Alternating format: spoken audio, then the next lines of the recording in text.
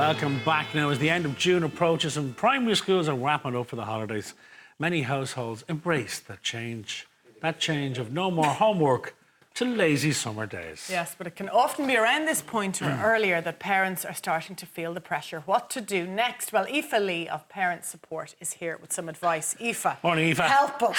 Good morning. We've got 3 months out ahead the of us. window. Yeah. And the infighting starts. Yeah. There's nothing as bad as boredom where children are concerned, is there? I know. And that's where the fighting and the squabbling and all sorts kicks in. Yeah, the summer holidays are looming, and Yeah. I would be lying if I said I wasn't anticipating myself.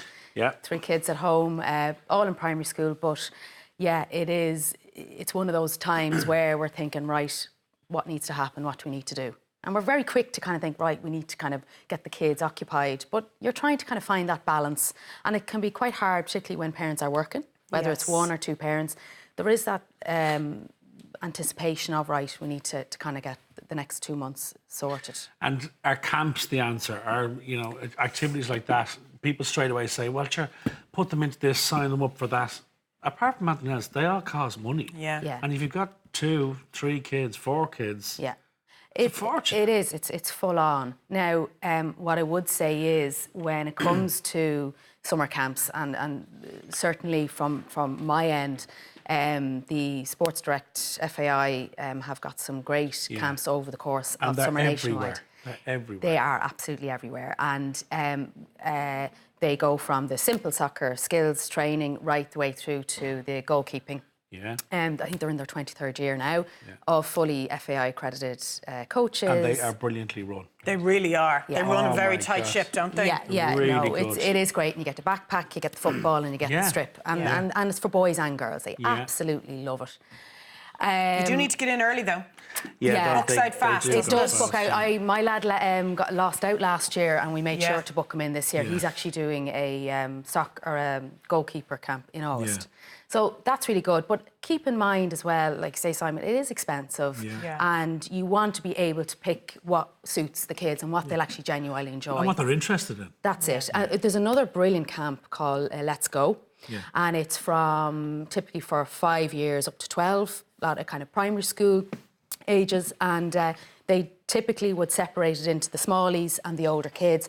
A lot of inflatable zorbing and not just the bouncy castles, but they do kind of arts and crafts and sports. But it's outdoor. Outdoor, heavy, is it? runs for 5 days. There are over 165 nationwide, and it's 9:30 to 3:30. And the kids are wrecked come Friday, Brilliant. They love it. My gang absolutely love it.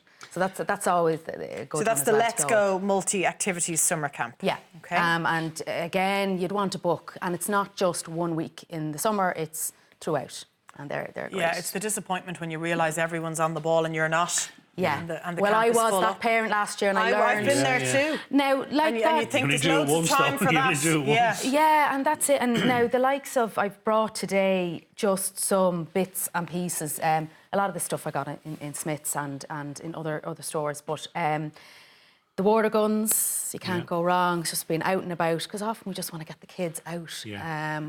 And there's this brilliant sling sticks. This is... They're not loaded up, are they? Not today. So she pointed at me. I thought I would have got in That's a trouble shame. now. Yeah. What's that orange This and is green a sling thing? stick, yeah. So it's basically now, my lads very were good. demoing it during the week, but don't know whether they'll be allowed to do a demo now. But instruction. you basically I'm gonna sling it, because it's hold bound to on. hit me go in on. the head. Go on. Huh?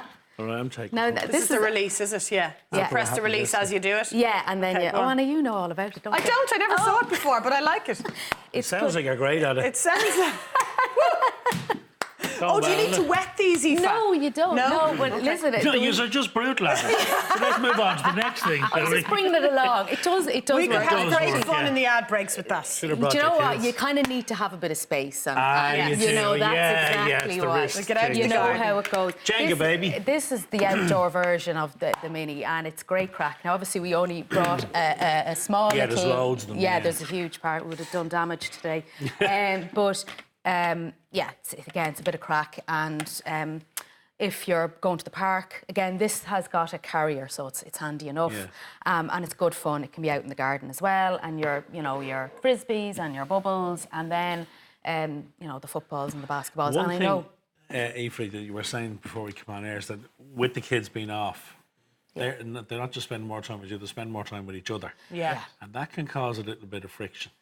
And also the, well, why is he going to the camp? Why can't I go? And Yeah, because there's various age restrictions. so a little bit of sibling Yeah, rivalry. a lot of families that I would work with, and I mean, it's one of the top things that come up time and time again, and that's the kids fighting. I think for many of us, and I've yet to meet a family that say it's all plain sailing with the kids and relationships, but it's part of growing up. But if you're anticipating them fighting, then it's really about having the chats with them before it happens. And my kind of top 3 tips would be, don't get involved. Don't be quick to come in and referee. Because they often work it out themselves, don't they? Sometimes it's a habit. It's a habit. And we're quick to come in and try and resolve. And our hearts are broken because we're anticipating it before it even happens. And then we're riled up and we're all kind of bouncing off one another. So giving them the opportunity to resolve it themselves. And sometimes when they're younger, you have to help them out. But it's also keeping an eye on the kids. The kids that shout the loudest are often the ones that get in trouble the most, and they're the go-to. What do you have to do? What did you do to your sister? And it's the dark horse, quiet one that knows it's the lad who shouts that gets in trouble. So you have to keep an eye. So avoid taking sides, and I'd say kind of treat them all the same, unless they're physical with one another. I would say, lads, you need to sort it out among yourselves, or try and kind of compromise. And if it's something that's constantly coming up, that's where you have to actually have a chat outside of the rows. You actually say, right, we need to sit down, lads, and try and figure something out, because we can't keep going on.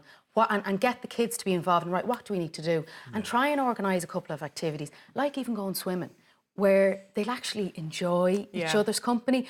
And I often say to parents, catch them getting on.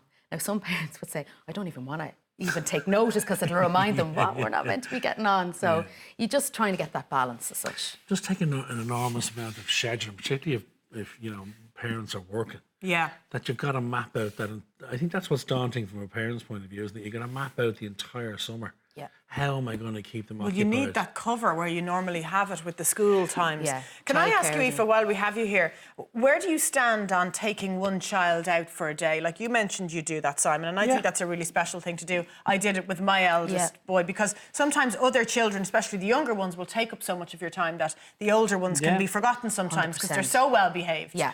So is it okay to do that sometimes? Absolutely. I mean, I think any family that have even more than one child know that kids absolutely adore that one-to-one time. It doesn't have to be this massive, big, time-consuming, expensive anything. It could be just, do you fancy heading out and we'll go down and get, a coffee, or but actually ask them what they want to do. Yeah, exactly. Because sometimes, like, right, this is the plan, this is what we're doing. But if you actually say, what do you fancy doing? Me and you.